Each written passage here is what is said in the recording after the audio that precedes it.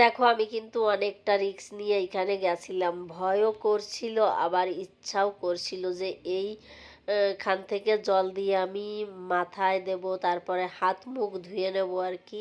আর এটা হচ্ছে গোবর্ধন, গিরি গোবর্ধন। তো ওইখানের এই জলটা দিয়ে নাকি গোবরের গন্ধ বের হয়।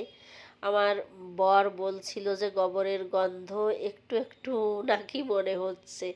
তো আমার তো ঠান্ডা লেগে আমি নাকে কোনো গন্ধ কিচ্ছু বুঝতে পারি না, তার জন্য আমি কিন্তু ক্লিয়ারলি বলতে পারলাম না। তো কারা কারা এখানে গেছো, সত্যি কি এই জলটা দিয়ে গোবরের গন্ধ মতন একটা গন্ধ বের হয়? তো অবশ্যই আমাকে কমেন্টে জানিও তো, তাহলে আমি আর কি খুশি হব। যদি কারোর নজরে এই ভিডিওটা যায় যে তারা বৃন্দাবন গেছে আর এই গিরি গোবর্ধন দর্শন করেছে, তারাই বলতে পারবে শুধু। তাছাড়া যারা যায়নি তারা তো বলতে পারবে না আসলে। আর কতটা সুন্দর দেখো, এই যে বাঁশ টাস দিয়ে বেঁধে রেখেছে যেন কেউ ভিতরে না যেতে পারে।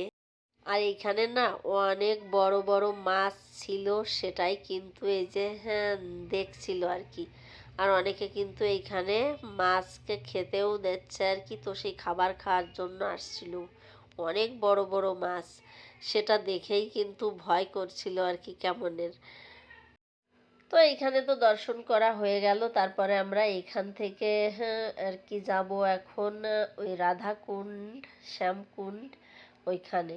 তো একটুখানি দাঁড়িয়ে দেখছিলাম, তারপরে ভিতরে যে ওই যে গোবর্ধন মেন যেটা মন্দিরের ভিতরে, সেটাও তো আগে দর্শন করেই নিয়েছি। ভিডিওটি ভালো লাগলে ফলো করে পাশে থেকো।